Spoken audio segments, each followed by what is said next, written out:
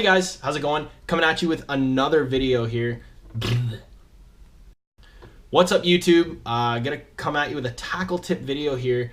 I've been getting a lot of questions regarding swim baits. So I'm gonna go over 3 swim baits that a beginner should have in their box, and the equipment that I use to throw these giant bass catching baits. The very first bait, I have it in 2 sizes and 2 colors, is the Jackal Gantrel.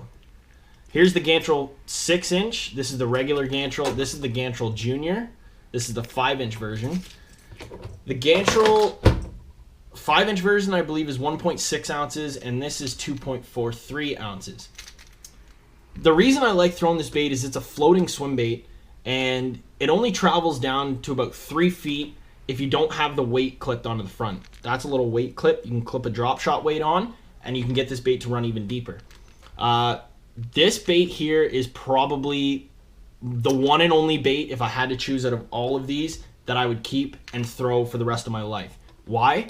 Because this presentation and this style of bait is like every single bait fish here in North America. Gill patterned. Very nice, you know, it's got that yellow. You can fish it in super clear water or super muddy water, and this will stand out. Large rattles. It doesn't look like it has a lot of action, but this thing swims in such a wide S when retrieved really slowly. It's just so tantalizing to all these big bass. Secondly, I want to have, I want to have something that's kind of subsurface, and that's why I got this guy. This is the Spro BBZ 50 Rat.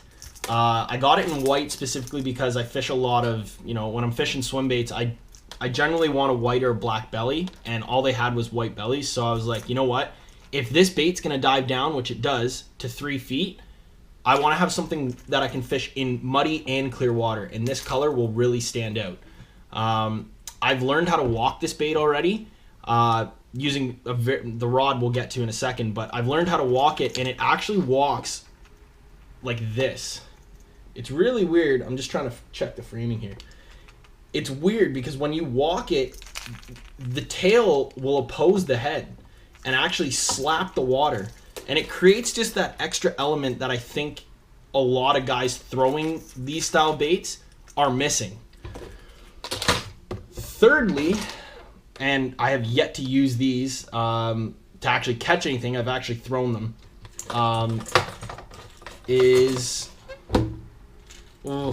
you know what? We're going to go with 2 here. The first one, this is the one that I was talking about that I've yet to actually catch a fish on. This is the 7-inch Megabass Mag Slow. It's got a really nice hook design here.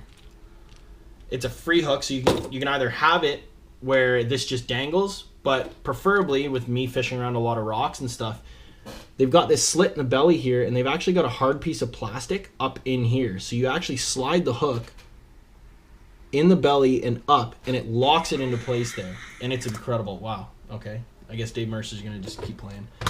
Secondly, this bait right here, incredible bait. I can't wait to do a lot more videos with this lure. This swim bait differs because it's a half hard body, and I don't know, I guess you could call it 2/3 hard body and 1/3 just plastic. You actually have to assemble this bait.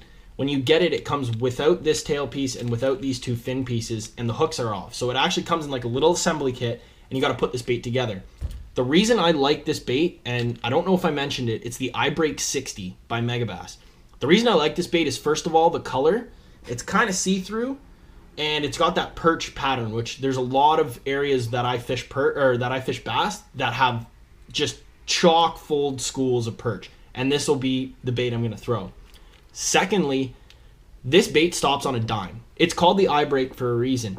If you watch other videos, and I'll come out with one too, if you watch other videos on this bait, a lot of swim baits like the iSlide or the Gantrels, when you stop reeling, that bait's still going to glide through the column. With this bait and these pectoral fins, when you're reeling them, the water resistance kind of bends them back a little bit. But when you stop it, these flare out, and it literally stops the bait on a dime. The longest glide rate that I've had this bait go while reeling really fast is about 1 foot. Average, it'll stop between 3 to 5 inches from where you stopped reeling. On the business end of things, Shimano Tranx 401. I got this reel for muskie, and I have to say that I'm going to double it up as my swim bait reel. I've been, muskie fishing, you're throwing a lot of big baits. Well, here I'm throwing a lot of big baits too. So why not go with one of the best reels that you can buy? The Tranx, in my opinion, this being the 401, is very, very small and compact for the pound drag that it's got. It's got 22 pounds of drag, and the line capacity for 65 pound braid was like, I think I threw 200 yards on here, I think. And that's like with stuff cut off already because I've had to tie leaders. Just incredible reel, a lot of power, and it's going to allow me to pick up line real quick with the large spool diameter and the large winch handle. I'm going to be able to pick up real quick when those fish come to jump.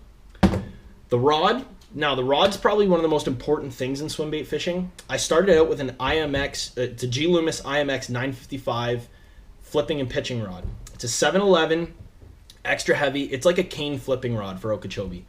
Not a lot of give in the tip. Caught a bunch of fish on it, but lost a lot too. And the reason is because I didn't have that soft tip. Well, I just happened to pick up a CBR 958 CDD cranking rod. So it's a double deep. And, right against the ceiling. This rod is rated for an half ounce to 2.5 ounces. And I find with this built as a cranking rod, it's going to come in handy when those fish jump. Not only can I actually get baits to walk properly with a softer tip, softer crankbait feel kind of tip, this rod has a very, very stiff backbone because it's meant for big crankbaits. So when you're grinding crankbaits, this rod needs to be, the rod needs to be built so that it can withstand a hook set. When I'm throwing these baits, I'm only lob casting. So I'm not actually loading the rod to its full potential when I'm firing it out.